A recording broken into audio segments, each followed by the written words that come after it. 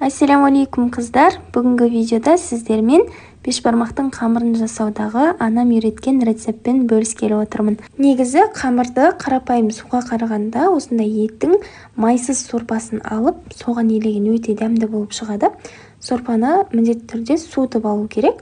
Енді ыдысымызға сорпаның тұзына қарай шамалап тұзды және де бір дана жұмыртқамызды салып жақсылап араластырып, үстінен електен өткізілген ұнымызды салып, жаймендеп қамыр илейтін боламыз. Қамырды міндетті түрде иін қандырып, жақсылап илеу керек.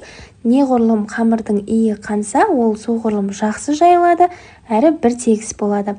Енді қамырымызды пакетке салып, 15 минут шамасында тындырып қоямыз. 15 минуттың ішінде біздің қамырымыз жұмсарып, жұмыс жасауға өте икемді болып шығады. Мен қамырды бірден зуала жасадым. Бұлай жасасаңыздар да болады.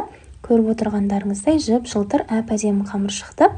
Зуалаланған қамырды енді тағы да тындыруға жібереміз.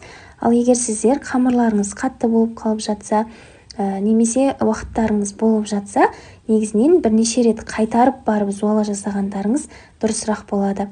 Енді ұн сеуіп отырып, қамырымызды жұп-жұқа етіп жайып аламыз. Керекті көлемде кесіп, сорпаға салып пісіре беруге болады. Немесе ортасына ұнды кішкене көбірек сеуіп, кесіп қатырып қойсаңыздар да болады.